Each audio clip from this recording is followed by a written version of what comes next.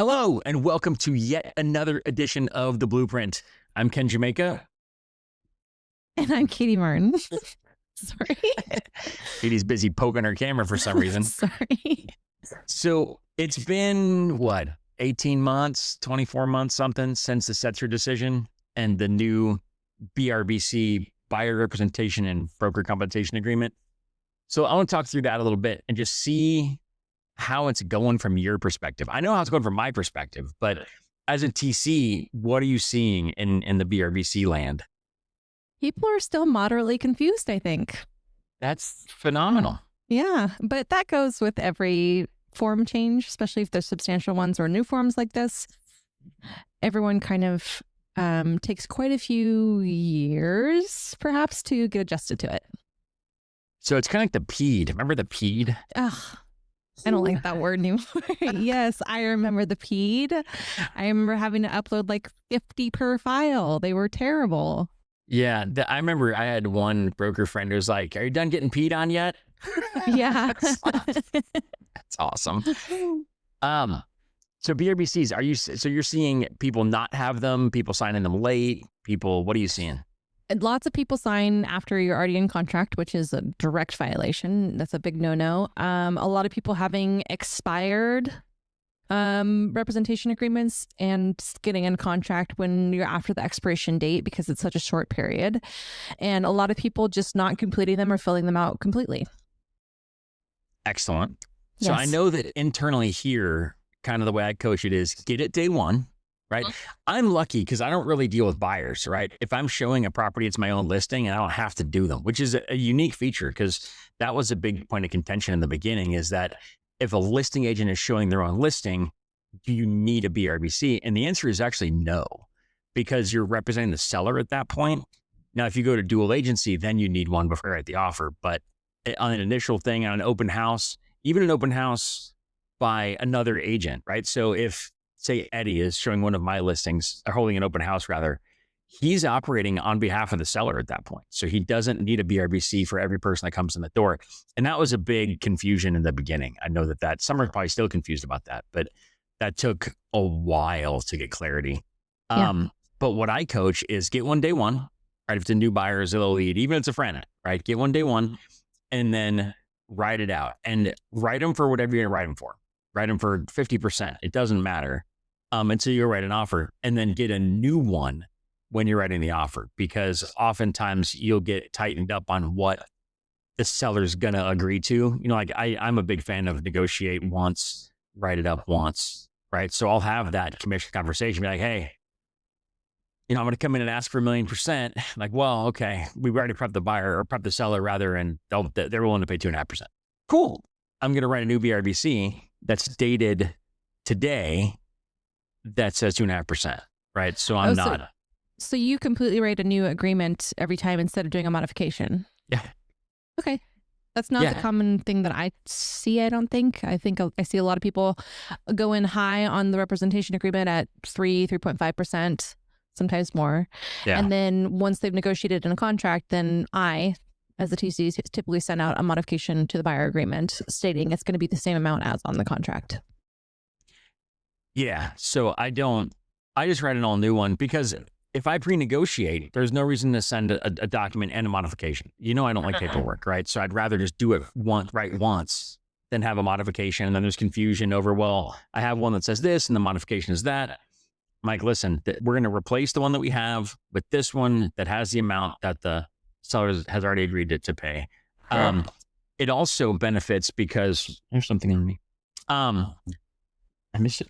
I also have the benefit of when I say, listen, you wiped your camera, shut up. But when I do the first one, I go, listen, Setzer lawsuit, people in Kansas got mad and now there's a whole new rule. We have this new form and this is what I'm going to make on this deal. Now, if this number is going to change for any reason, we're going to talk about it before we do anything. Right. And people are like, okay, cool. I got to get that. Now, also the benefit of most of my clients being referrals or past clients or SOI, and they trust me out the gate, right? I could put $1 billion in there. They're going to trust that I'm going to make it right when we go to make it right. But I'm also not a dick, right? Like when I write my offers, I'm not like, I want 17% commission. Like I've seen some as listing agent come through. I'm like, are you out of your mind? Like, no, you don't get 4%. Yeah. Shut your face. Right. And I'm not trying to talk about commission percentages. I'm not sure what's normal, but you know, some things I think we can all agree are egregious, without talking about what, you know, people call normal. Right. So right. There's no normal in real estate. Yeah. Right. I tell agents I tell clients all the time, I am the most expensive listing agent you're going to talk to. I just am. And that is what it is. Either we're going to work together or we're not.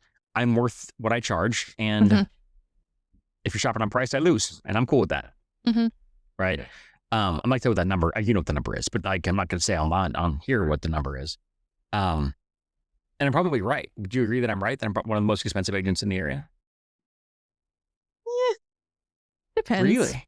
Yeah. There's more expensive than me? Wow. Sometimes. I mean, listen, I work with agents all over California, though, including the Bay Area. So as far south as San Diego and as far north as Redding, sometimes further. So I've seen lots of different variations. Markets are all different. They are. That's fair. I'm just surprised. I mean, I guess I'm not surprised because if you add a 0.5% to mine, I think that's the most I've seen.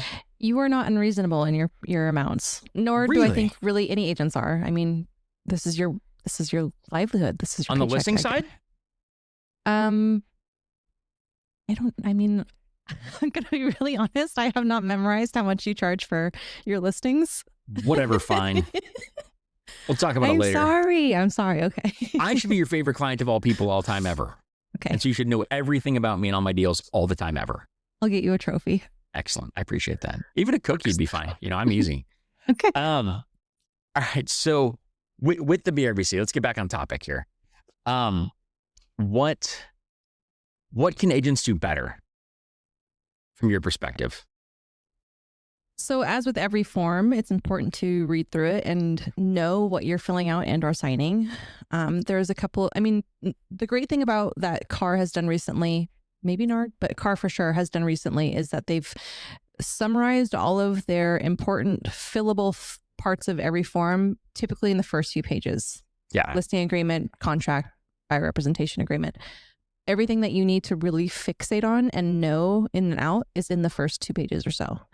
And so I see a lot of people going over the 3-month time period for the duration of the agreement. I see a lot of people forgetting to add their MLS provider on there in every listing agreement. And that, isn't that on the BRBC or is that just listing agreement? Listing agreement. Okay. Then it's another thing on there. What is it? Definitely not checking the exclusive checkbox. I see that missed a lot. Oh, I don't check that. Yeah. You don't ever? Oh. I don't need to. Why not? I don't need to. My clients are my clients. They're not going anywhere. But what if they did? Then I lose that client and we're not friends anymore. Oh, okay. I've actually had that happen. So my listing in Discovery Bay, this is pre-Setzer, was a good friend and he bought that one without me. I was showing properties all over here and they bought that one without me. And he told me why. And I was like, you're an idiot, but okay. And he agreed he's an idiot. And now that agent's not selling that property. I am, because he agreed that he's an idiot. So has that form been updated at all? Should I just pull a new one? I want to look at it now. Yeah. I'm pulling it up right now. All right.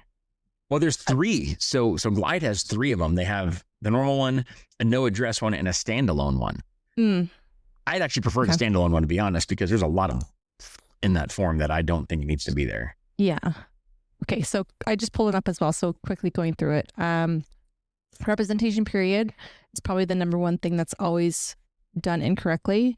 Amount of conversation. A lot of agents don't have the either complete new form signed or a modification of terms signed to match the contract. I've seen a handful of times where a buyer is paying an additional percentage or part of a percentage, but it's very rare. Eddie had one where they didn't ask the seller at all to pay it. Yeah. And he paid it. I did see that. Yeah. That's sure. Remember Eddie's file is not mine. Cool. I get it. It's fine. Because it was a one-off. You're very consistent. It's easy to forget consistency and remember one-offs. And then property type and location. Those are kind of the big ones on it's just that one first page. I was thinking of the listing agreement for the 2-page thing. Yeah. So we're going to come back to that on the 2-page thing in a minute. But I have made the mistake of checking the box on B1 where it says default single-family residential, or if checked, single-family residential is excluded from this agreement. I've checked that box in accident. Actually, had a client be like, you excluded single-family homes, right? I was like, new form, let me fix that for you. What's funny is I'm in a file for one of our transactions and that box is checked. And I know this was 100% for a single family residence. So neat. Have you punched that agent in the throat? No. Okay. Offline, tell me who that is and I will go punch them in the throat because that needs to be fixed. And you should bring that up to other clients as if it's wrong, it should be fixed before, because that is a contractual issue. Absolutely. So, yeah, so I've made that mistake before, and I mean, it's an easy fix. It's a modification or a new form, right? What else? Yeah, I don't check exclusive because I just don't. I don't feel like I need to.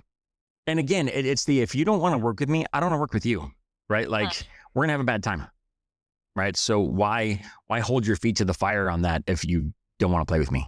And again, I've never, other than the one in Discovery Bay, and he had a stupid reason, but it was a reason.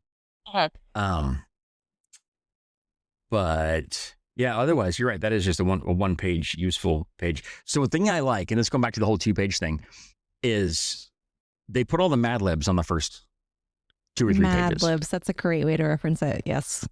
It is, right? So, but then everything beyond, like even the RPA, I think beyond page 4 is just legal language, right? And it's easier for me as a contract reviewer, right? That I can say, G1 is bad, F7 is bad. And it's not like, hey, on page 14, 7 words in, the third fill in the blank line, right? Like it's this line, right? It's back to legal stuff, right? Page 7, line 23 on legal documents that is numbered like that for that very reason. And I think that with them making the Mad Libs all in the beginning makes that much, much cleaner. Single-handedly one of the best format updates I've ever seen. Yeah, hands down. I agree. Agreed. 100%. All right, so I coach how to fill this out, and so our agents are generally, apparently not every time, pretty good at them. How many of them? So J-Castle agents, I think, are mixed between exclusive and non-exclusive. Is that reasonably fair? Do you agree with that? Sure. Okay. We're gonna go with that. How many non-J-Castle agents are consistent or are exclusive versus non-exclusive? I would say majority are exclusive. Okay. Vast majority. I know in the Bay Area that they're exclusive always, because all of our Bay Area agents do them exclusive. But I think up here, I've noticed it less, but I don't see I only see BRBCs getting the contract. So, and since you primarily work as a listing agent rather than a buyer's agent, how often do you request the BRBC if it's not included? And why? Almost never. Okay. The TCs chase it down and escrow will ask for it. So it says in the contract that they attest that they have one. I don't need to sign it. I don't need to see it. If you're lying on the contract, you're lying on the contract. I can't. I'm not going to be like, that's between you and your accountant. And their broker. Yep, yeah. 100%. So, and I check ours. Like I validate that contract says 2.5, BRBC says 2.5, or there was additional money brought in, and that's escrow verifies that, right? So, I don't. What kind of conversations are you having with agents when you see, if ever, that BRBCs are signed after you're in escrow already? I don't know that I've noticed that. I have seen ones that are same day, and that is by direction, right? Make a new one, right? If you are expired because you aren't paying attention, which everyone has done, everyone has let things expire and gone, oh shit, and gone back and fixed it. But it also, so it guarantees you're within your window. You can match terms as appropriate, and it may be that I have seen this where they write, Placer, Sacramento, El Dorado counties on the where, but they sell a property in YOLO. right? Or in Sutter. And you're like, cool, you're bad, fix your bad. Yeah. Right. And writing it, doing a new one when you do the offer allows you to adjust any of those shenanigans. Mm-hmm. Or they don't include multifamily, and now they're selling a duplex or they're buying a duplex, right? So yeah. Pausing really fast and kind of pivoting this conversation for just a moment. Why don't we get into, for maybe those who are not aware, why this came about at all? Okay. I love this conversation, except not really at all. So there were a stack of homeowners in Missouri. It was St. Louis, Missouri, that thought that it was unfair that sellers have to pay the buyer's agent. And I'll use the word agent and not broker just for ease of conversation here, but they don't feel they want to pay the buyer's agent. It's unfair. They're paying someone to negotiate against them. It's bullshit, right? So they sued over it, and they sued God and everybody. They sued NAR. They sued Keller Williams, all the big boxes, right? So Berkshire Hathaway, which owns Anywhere now, like it was Rheology or something, and now it's Anywhere. But that's the Berkshire Coldwell umbrella. They sued EXP. They sued, I think, Remax. They sued just a gaggle of people and dragged everybody into court. And through all of that, there was a settlement proposed by NAR that said, listen, we'll give you $1 gazillion and we'll make changes on our end to make sure that doesn't happen. And we'll make it more clear as to how agents get paid. And part of the problem is, one, the sellers had to agree to it up front. In a listing agreement, we're going to pay you X, we're going to pay the buyer's agent Y, right? But also that buyer's agents were saying they were free, right? Buyer's agents would go to buyers and be like, no, I work for you for free. You don't even pay me. I just do all the things for you, and I'm free to you, right? And I've been guilty of that, right? Because it's an easy way to explain that they didn't pay us, that we were paid by somebody else, right? I am free to you, not that I'm free, right? But that's where the buyers, I'm sorry, not BRBC too, but the broker compensation advisor, the BCA, that's where that came about, as it explains that how agents get paid, how brokers get paid, and by who and why, right? So it's handy if a consumer ever read it ever, and I'm going to guess less than 7 have in the history of ever. But the whole thing, and it's known as the Setzer lawsuit, because Setzer was like the primary plaintiff, complainant or whatever. Plaintiff. So yeah, plaintiff and complainer. Complainer, yeah. Whatever. Anyway. But yeah, but that's where it came from, is some people in Missouri got mad and decided that that NAR was an easy target and they're going to go after. And they did, and they were successful. The lawyers were more successful than the affected, because once that was all done, it was only limited to Missouri and limited to people that sellers that had sold in the last 18 months, or like it was a very constrained buy or payout pool. And of the $100 gazillion that was paid out, the lawyers got all but $7 of it, and the rest of it was split between people. And then hilariously, one of the plaintiffs in Setzer then opened a flat rate brokerage in Missouri that, we'll do your whole listing for $13 and a button or whatever. I don't know what his pricing is, but very clearly states up front that he'll do it flat rate, no more percentages, realtors are scum, but I don't think that lasted. I don't know that he's still in business. I haven't followed it. I saw the headline. I read the article. I was like, and then I can't imagine he would have broken even ever. No, I mean, there are depending on the service level he's right. providing, which I imagine was not very great. Couldn't have been. I don't know, but I can't imagine.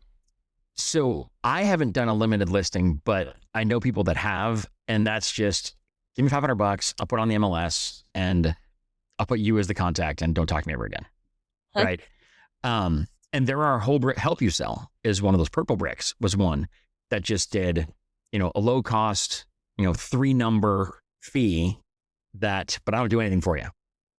If you want to rent a sign, I'll rent you a sign. I mean, like, it was literally A la carte kind of thing. Yeah, a la carte, which some people found appealing. But as you well know, we have jobs for a reason, and it's not because we just open doors and fill out forms, right? There's a lot of knowledge and history and expertise that goes into this that is not always immediately accurate, or not. I'm sorry, not accurate. Apparent, not easily, not obviously apparent. So one of the things that came out of Setzer as well is, we won't even use realtors. We'll just go to open houses, and then we'll have lawyers write our contracts. And I was like, that's amazing. Please do that. Please do that once. There are some states that do not have realtors, and they do use attorneys to draft and execute contracts. Right. That exists. Well, it does, but that is also a non-escrow state, right? So two attorneys write the contracts, they redline each other, and they handle the escrow duties, right? Your EMD goes to one of the lawyers, and you sit across the table from each other and sign stuff. Whereas California is an escrow state, we don't do that. We don't typically use attorneys. But can you imagine an attorney that wrote contracts for real estate transactions? No. Me as a listing agent. Attorneys do not operate as time is of the essence. No, well, attorneys operate in my exact precision in responding to every email, phone call, whatever is most important. And those things take time. Yep. I worked with attorneys for 15 years, and they are meticulous and not speedy. Right. Well, and then they charge in 6-minute increments. Yes, they do. Right. So that call where you call and ask 250 questions that they can't answer because they don't have MLS access, and cool, you just spent $500 asking questions you didn't get answered. Then they wrote you this beautiful contract that, as a listing agent, I am very used to reading a car form. Right? If you bring me a contract that is not a car form, that is already at a disadvantage. You send an email to an attorney, they're going to charge you to read and respond to the email. Yep.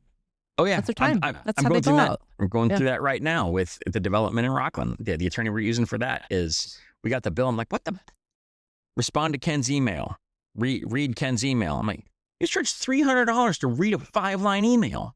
I know. Wouldn't it be so nice? Seriously. But then after all that, so again, listing agent, it's disadvantage out the gate because I'm not a lawyer. I'm not going to interpret that contract for my seller.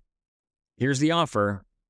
I don't know again, the hat that I'm wearing doesn't know what these words mean. You should get your own lawyer and pay them to read this and see if it's a good offer. Or I can show this car form that I've seen 9,000 times and know what these words mean because I've gone through training with the lawyers that wrote this, right? Which do you want to do, right? And then the buyer doesn't get the offer accepted because they're at a disadvantage and, whatever.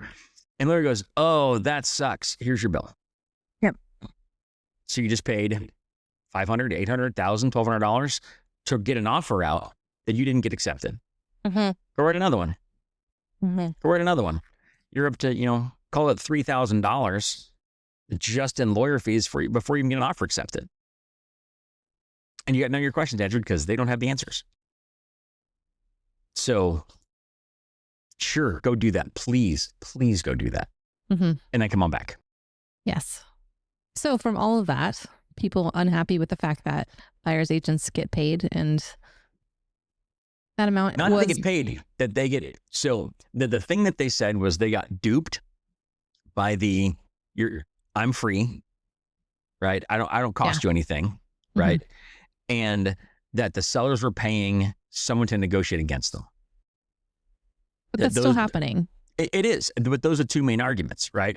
And that was addressed in air quotes by the BRBC or similar form. Every state is a different form, but the BRBC in California, where we say, this is how I get paid, right? I'm getting paid this, whether they're paying it or you're paying it. This is what I get paid.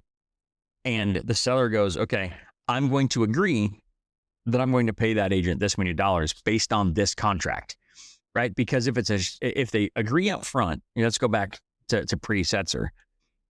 The seller says, cool, I'm going to pay listing agent X and buyer's agent Y. They decide that in advance. Then they get a crappy offer. They're still on the hook to pay X and Y, right? Whereas now they get a crappy offer. They're like, cool, I'll take that offer, but I'm not paying that commission, right? So strike that, whatever the number is, that Y, and then the numbers might make sense for me, right? Which then puts it back on the buyer, because the BRBC says they're making that money whether the seller pays it or not. So now the buyer's not going to come up with that money, and that offer went from, making up numbers, went from $100 to $110 because there's a commission involved, whereas a seller would have made $90 because $100, that's same $10, right? So it ends up costing the buyer more, and the seller nets similar. Yeah. Right. I've had conversations about this whole concept several times over the last 18 months. And I always find it interesting that there's several schools of thought that people typically have, and that is the seller's paying for everything. And then there's also the other side of that coin of the buyer's ultimately paying for everything. And depending on which way you look at it, either the seller's paying for things outside of their proceeds, so they're going to be making less on their property, but they wouldn't be making any of that money if the buyer didn't exist and come in with that money to begin with. Right. So it's a win-win and a lose-lose situation, no matter how you cut it, I think. It's how you want to spin it, right? Yes. And one thing I'm very good at is I can make any data say anything I want, right? Okay. So I can look at the same data and be like, this is roses or this is dog shit, right? Because it's all perspective, right? And even math, you can make math say whatever you want to. But the seller, a property is worth what someone's willing to pay for it. Period. I'm willing to pay you $100 for this property, inclusive of my costs. And my costs are closing costs, home warranty, commissions, etc. Right? So inclusive of all of my costs, that's worth $100 to me. If you want me to pay all those costs, now it's worth $70 because I had $30 in cost. Right? So the price of commissions and closing costs has always been baked into property value since the beginning of time. Right? So it is a unique position to believe it's not. My house is worth $100, period, independent of any outside factors. That's not true, right? Your house is worth $100 with certain caveats, right? And so from a seller perspective, I'm not paying commission, but they have to have to is a strong word. They should be educated or informed that their house isn't worth that, not inclusive of cost, right? And the best part about Setzer, right, and I say that with all the sarcasm I can muster, is the same sellers that said they didn't want to pay the buyer's agent and it was unfair to them and yada, yada, also bought properties and their agent was compensated by the seller. Yes. So the amount of hypocrisy that happened in that entire conversation was laughable, but here we are, right? So delving into your opinion on all of this, how do you feel about the BRBC? I think it's one more form, and we know how much you love forms. I don't think it's a bad conversation to have. I think that it does in some ways educate the consumer. If the consumer cares, I found that most consumers don't care, especially when it's framed with this is what I make, but the seller's probably going to pay it. If they're not going to pay it, we'll talk about it, right? They go, cool, but you make money, neat. Someone else is probably going to pay for it. Perfect. Next question, right? And they don't read any more than that, right? And when you're going through the BRBC, you're like, hey, so here's what we're going to look at, right? Here's the areas that we're going to look at. And that's really all. And that's what I make. That's the whole form, right? And if they read anything beyond that, or they read the BCA to understand how compensation works, then they're more informed. But in reality, it's annoying. I like the way that the state law is written more than I like the way that the settlement is written, because the state law in California says you have to get a BRBC signed or similar, a broker compensation agreement, whatever, signed within a reasonable time of the first showing. Okay. Right. Whereas the Settlement Setzer says settlement says you have to do it before the first showing. Yeah. So cool. With a Zillow lead, I'd like to be able to go in, show one house, build the rapport, have the conversation kind of during the showing, not, hi, welcome to the house, sign this. Cool, let's go inside. Right? Like, I think that you lose some customer service, you lose some credibility with that angle, right? So do you feel like this form has helped mitigate any sort of potential buyers who might like to shop around with agents or use multiple agents at once? Oh, I'm sure. Specifically investors. Yeah. Do you have to have this signed if you have an investor? Yeah. Okay. They're still a buyer. Is it commercial that you don't have to have one signed? Yeah. There's some form. Yeah, this is residential only. Okay. So, but yeah, I mean, I work with a handful of investors, right? If I had Mark sign an exclusive BRBC for me, he's paying me whether I sell him the house or not. And he works with, 100 realtors? Because that's his primary lead source, right? So again, I don't sign exclusive, go somebody else. Neat.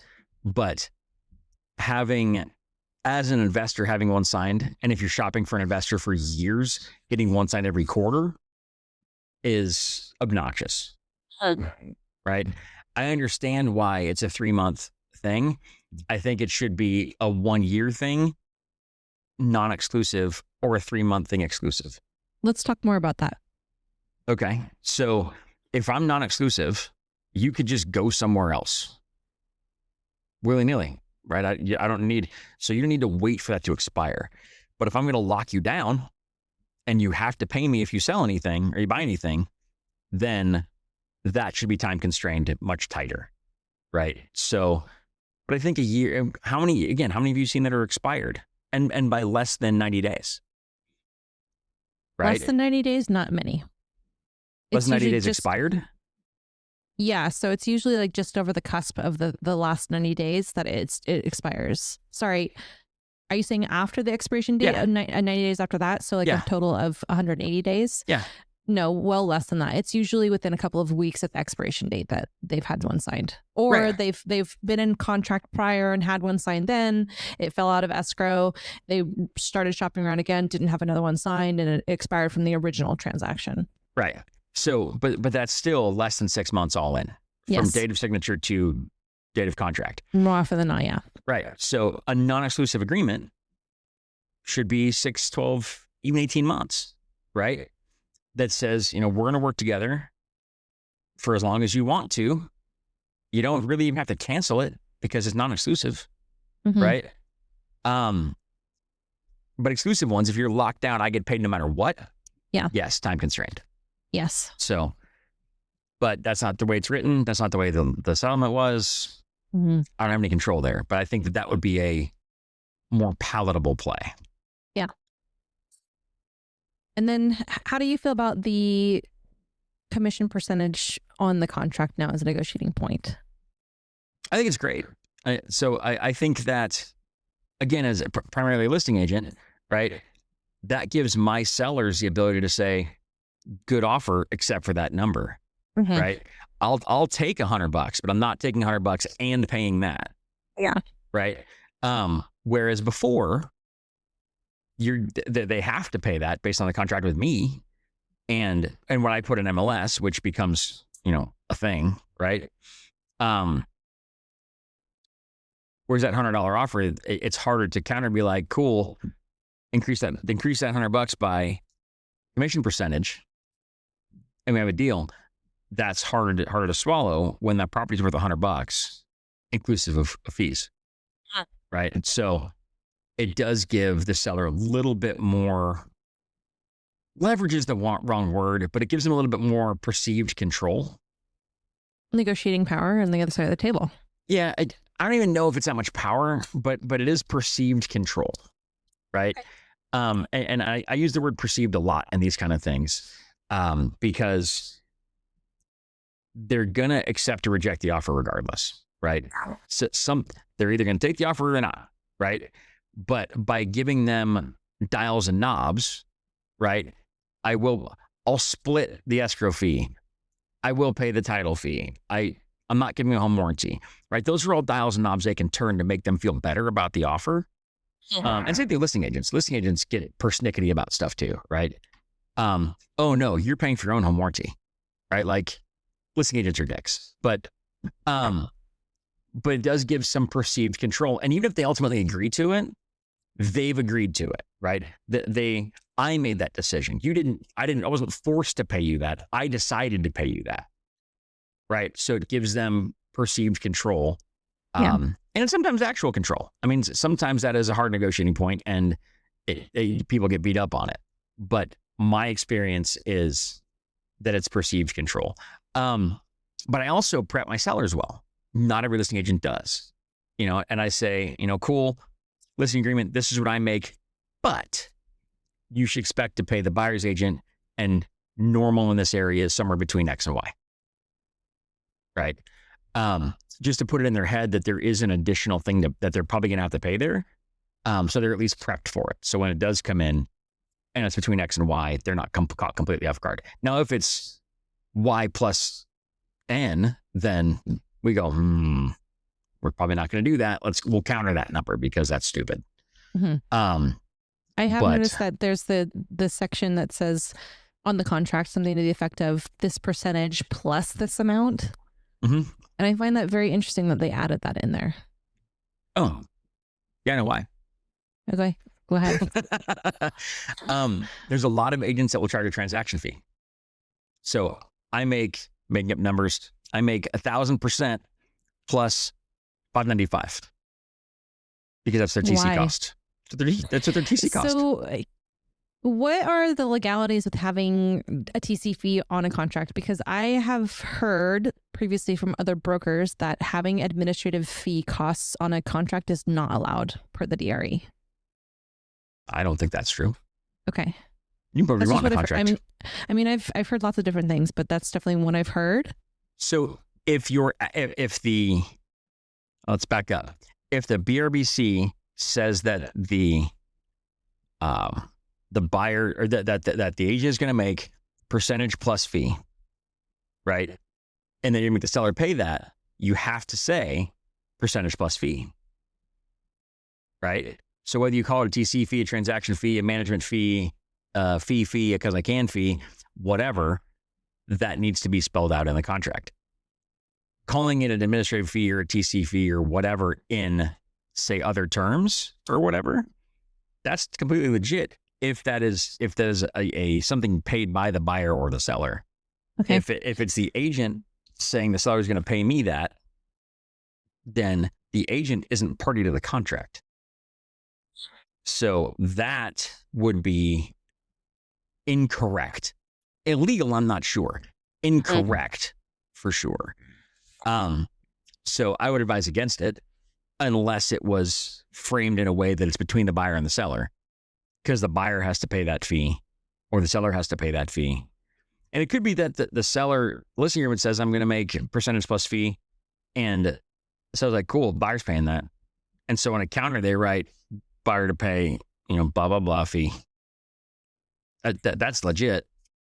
I only asked because I used to work with an agent who, if the sellers or buyers were wet signers only, they didn't use DocuSign or any sort of email, anything like that, they would always try to push off my fee towards them as like the buyer needs to pay that. Mm-hmm.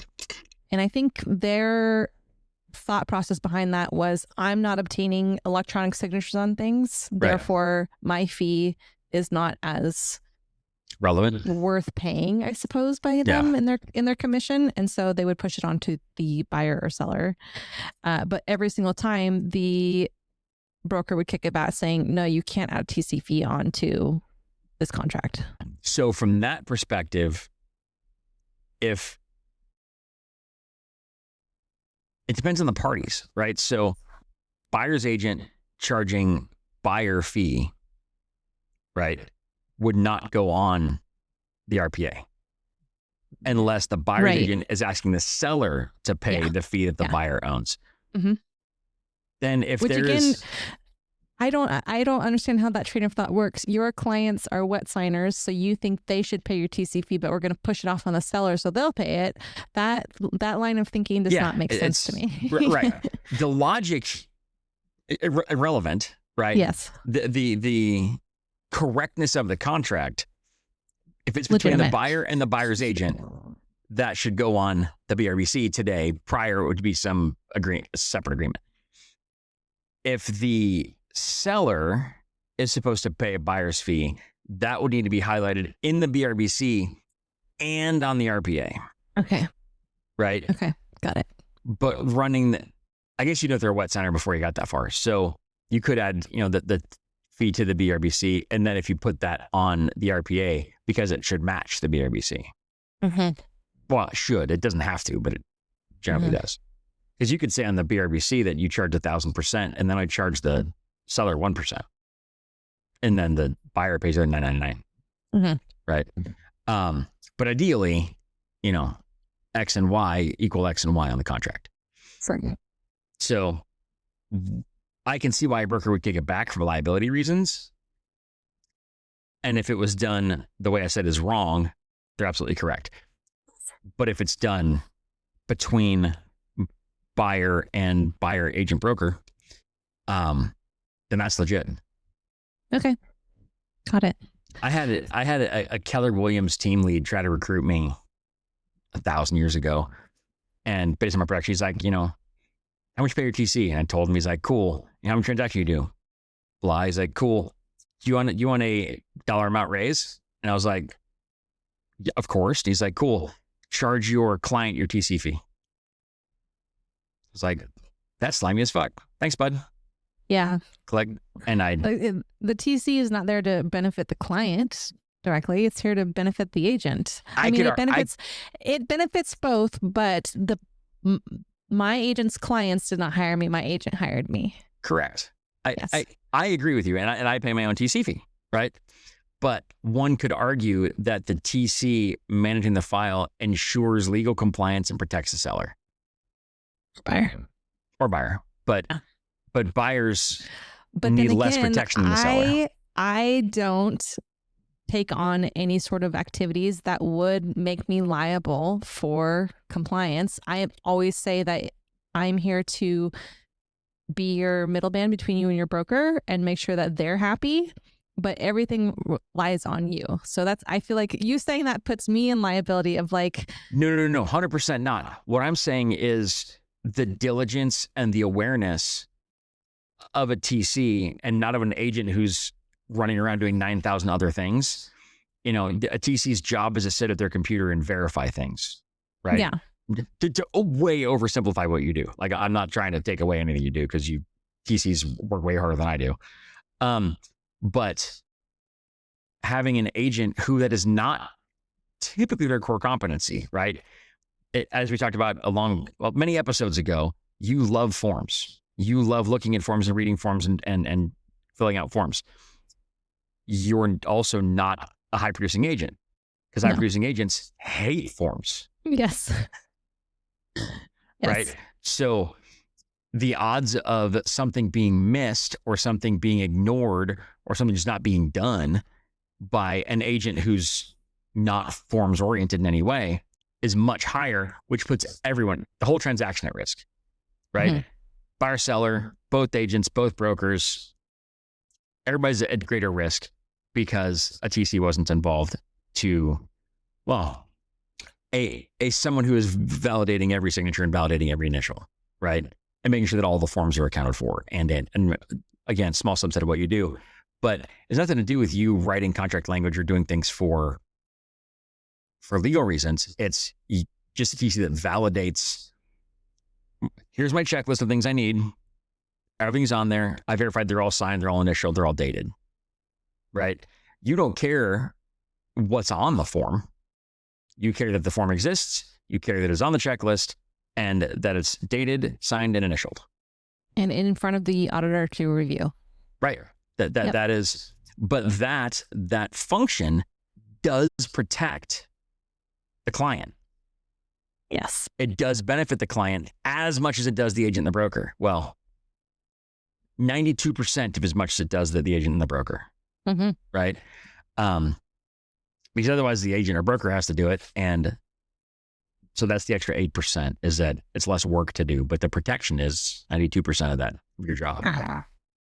So anyway, that's my soapbox about TCs and how they benefit everybody. Okay. But back to clients though, does the BRBC protect the consumer? And I think consumer it does. being the buyer or seller. Yeah. Okay. I think it does. Talk about that more. I think that any education is good education, right? So even if it's a poorly explained form, it does pull away from the I'm free, right? You don't even pay me. I'm free to you. It's I make this much, and the seller's people will say the seller's gonna pay it, not you, right?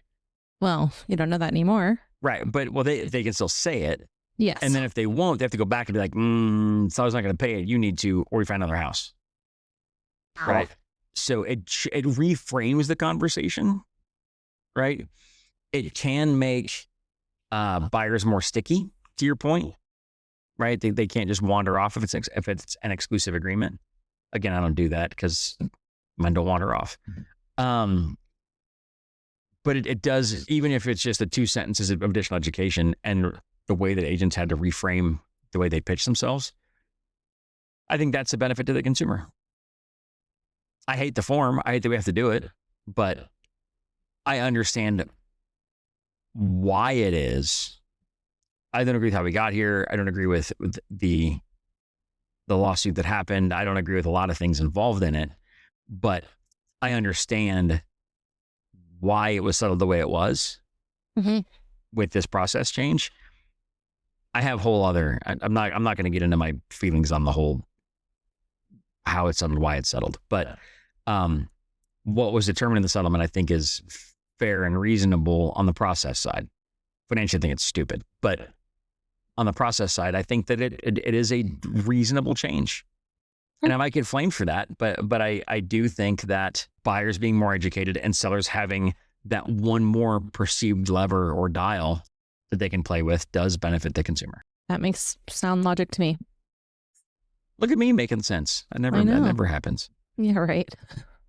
So any parting thoughts here as we creep in on an hour? I don't have many agent standpoint thoughts about it. It is another form. People get kind of weird about if we're on the listing side, me asking for it. But why is that, do you think? I don't know. No's are not my problem. If you have an email saying no, that's good enough for me. That's broker compliance right there. So that's all I care about. But yeah, I don't know why. That doesn't make any sense to me. Yeah, I don't. I mean, it's a form that you've, again, I don't require it, right? As a listing agent or listing broker, I don't require the BRBC to be in the file because you've attested that it exists in the contract. Yeah. It is not my legal responsibility to verify that you're not perjuring yourself. Yeah. From a TCP perspective, I would have to hunt down that information of the commission for the buyer's side either way, whether it be before this, I had to go into MLS and find it. Right. Now it's just a different form that I used to hunt down that info, and that's just the nature of my job. So it really does not bother me. Yeah, and as a TC, you're right. It's the same data you always had to get. You just get it from the MLS or the contract. Yeah. But it does typically make more work for me because I would say, I don't know, 50 to 60% of the time I have to have a modification signed. Most agents do not have the whole thing re-signed. I think that's a very, as far as I know, that might be the case and I just receive it with the contract, but it does add one more form, but that's California real estate for you. There's always one more form. So how many listing brokers require the BRBC in their file? Most of them don't. If you represent the seller, yeah, most of them don't care. I just write NA, we represent seller, and they usually waive it. So Yeah, because it's not a listing broker's job to verify that the buyer's agent and buyer aren't perjuring themselves. yeah, I might always ask for it, but if they just, like I said, if they say no, I just upload that email, and it's like, okay, well, there you go. Yeah. No, and that's fair. I mean, because if you're being denied something that you asked for, I asked, they wouldn't give it to me. Yeah, it's a non-issue most of the time. Yeah, I kind of feel the same way about proof of funds, because the lender will verify proof of funds, and if the lender gives me a letter saying that they're good, the contract default language says they provide it.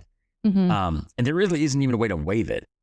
It's you get it within now or within 3 days. Or end days. There's no, my lender gave it to you. Yeah. Right. The only time that I'm pretty hard on pursuing proof of funds is if it's an all cash transaction. But the thing is, it's like we're either going to get to the point that they need to wire funds and they're going to have it, or they don't. So either you're going to give it to me before then, or escrow is going to verify via email that they've received funds. Right. I mean, well, and I guess the logic there is you can a seller can make a determination that if they don't have proof of funds, can they cover the down payment? Can they cover their associated cost? And the seller could be like, well, I'm worried that they don't have the $1,006,000 they need to close this. How can we verify that? Mm-hmm. That's proof of funds. But my response to that is, well, we can ask them for proof of funds, right? But they have a pre-approval, right? And that means the lender looked at this and they've verified their money. Yeah, I typically check the lender letter, and if it says that we verified funds, then it's like, okay, I won't even bother with it because the lender's verified it. Right. But a lot of times the pre-approval letter will say something to the effect of, our next steps are to verify funds, or like based on the information you've given us, which could be blatant lies. Right. We've confirmed you're good for this amount. So the lender letter is usually where I start, and I go from there. Well, even with a lender letter, lender could be like, yeah, cool. I've seen your IRA statement that says you got $1 billion in there. Money's good, right? Yep. If they sent me an IRA statement that said, even redacted, that says I got $1 billion in there, cool.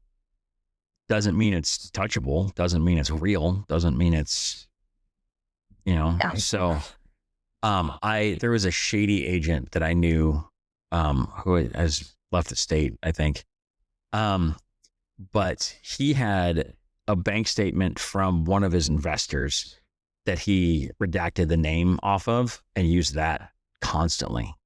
Yeah. That's something I will kick back, is that if you provide me proof of funds and all of the information is redacted, it's like, I need a name on here. You can redact everything else. I need a name and a balance that shows it actually covers the down payment. That's the other thing. It's like, they'll send me their bank statement. It's like, you have $50 in your account. That's not enough for the down payment. Show me the bank that has that amount, please. Thank you. Right. Yeah. I mean, and it was just a big block over the name and address. It was a block over all but the last 2 numbers of the account number. And then the balance. It looked stupid. It was a big black box, smaller black box, big black box, and a number. And it wasn't even his money. It was just an investor he had on property number 3, and he was on 33 or whatever. Yeah. All right. Anything else before I kick you out? No, I think that's it. I think we covered most of the bases. I'd love to hear how other people think about this form, if it's altered the way they do their workflow. Yeah. Comment below. Please comment on whatever platform you're on. Please comment. We do monitor that stuff. Both of us do. So if we see something, an opinion of any kind, we are happy to debate in the comments. I'm not above exposing my opinion online. I'd also love to hear stories with agents and their clients of who may or may not have refused to sign the BRBC because it was something to be signed, and people can be kind of weird about signing official forms. I didn't even think about that. Yeah. How would you handle that? That was one of like the points of contention when this all started, was that agents didn't want to have their clients sign this form that kind of seemed daunting and new and scary to everyone because it felt so official and so locked in, like, oh, you have to pay me 2.5%. You're liable for this amount. I think a lot of people were kind of standoffish with that because it was, people are weary about signing official documents. Yeah. Well, again, I think that my avenue of not going non-exclusive, if you don't use me, you don't pay me, right? But that's why I also think that you should be able to do one or two. You can build rapport, have the few minutes to explain what that is, and not just, hood your car. Here, sign this. You owe me a bunch of money. Let's go inside. Yeah. Right. But we are where we are on that. But I've never thought about what happens if a buyer just refuses to sign one, period, whether with you, me, with somebody else. Did they just not buy a house? I guess. I mean, the legalities of it kind of say that that's the way to do it.